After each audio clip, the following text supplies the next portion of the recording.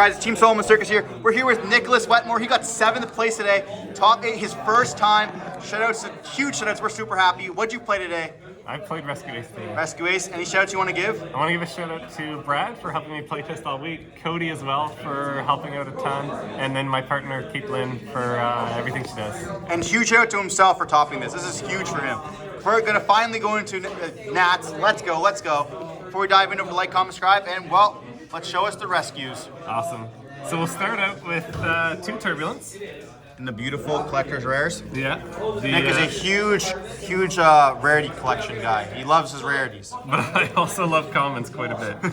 I find that rares coil up, and I prefer just to have lower maintenance stuff. So 2 preventers. That's pretty standard. No. 2 preventer, 3 airlifter, very standard. Just 1 impulse. I don't like breaking up on a ton of normals, even though he kind of brings something from deck. So is that standard, or I think that's normally a 3 of, no? Some people put 3, some people put 1. It could go either way. It kind of depends on what you're doing with your build. But I'm on 2 Hydrant. Again, don't like breaking up on a bunch of normals. Would prefer to have other interactions in the deck, and that's where I have the 3 Bolster. So she's really great because she gets you to Hydrant, or if you're able to go full combo, then you can use her to get into Jet Synchron, create some Omni Negates on the board. How often did you go into Jet Synchron for those Omni Negates? Maybe 3 or 4 times today out of the whole day, so not all that much, no, but still pretty valuable. And then I get into some more of the traps, things that aren't really fully valuable. So 3 Fenrir. Just really great going first, put a disruption on board, really great going second. Veiler, 3 Veiler, 3 Ash. And then just weird, I was on 1 Nib. I just wanted something to make my side patterns a little bit easier, something to deal with combo decks a little bit better. I have a hard time going second in a big combo decks.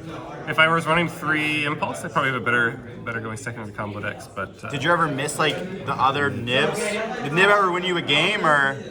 I actually never drew the 1 Nib in main. Okay. And how many cards in main? 44 in main.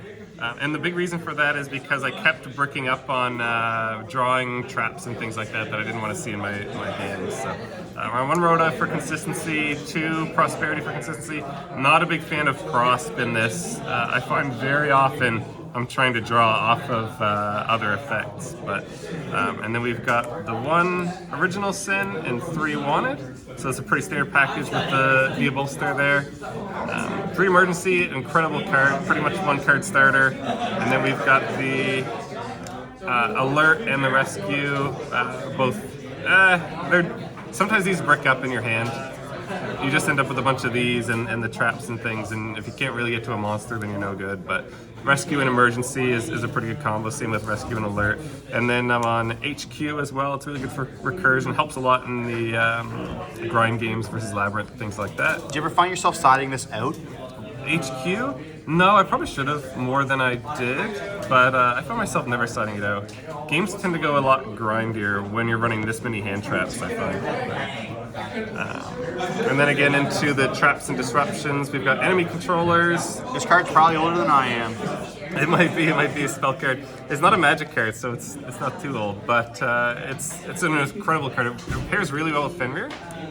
So if you go Fenrir and Fenrir search, then you're pretty much putting almost 3 disruptions on board between Fenrir and enemy controller, because they almost need to out the Fenrir immediately. If they don't, then you enemy controller it away to pull something from their side. Fenrir's going to add back to hand, so if they just try to negate his search or imperm or something, then you're just going to go really hard to get to punish that. Imperms, really 2 strong. Imperms. Just 2. I find with how much back row you have, especially with Turbulence setting 4, that you end up sometimes having a full set of back row, and you don't want to then be trying to figure out where to set 3 Imperms or 2 Imperms or however many you had. So I cut down the amount of this, and then the 2 traps for the searching for Turbulence. So that's the main deck. I was really happy with it. I was thinking about Super Poly quite heavily, but I ended up going with this build because I just wasn't very well practiced with Super Poly. That's fair. Yeah. Well, obviously this build worked out for you. You end up getting top 8, which is very nice. Yeah. So that's main deck. Let me grab and jump into extra deck now. We've got our Link Karibo, very standard. for a ton of really good reasons there. Masquerena, 2 Little Knights. I never went into Masquerena today, and I thought about cutting her for even like an anima or something like that, but nobody plays into anima zones anyway. You played into an anima zone. I play into anima zones. I'm the only one here. So it's good against me, but it's not good against my opponents. Dark and Hida and Celine, basically just climbing into access code. Really, after battle phase, after Fenrir's outed a few things, you just destroy the rest of their board, and there's the access code there himself. Never went into him, but there are some times where I can see myself just building him up. He's really good against Pearly, so sometimes you just put him over Pearly, and you can crash into a Noir, and they can't really out it. Underworld Goddess, she's for, again, Pearly.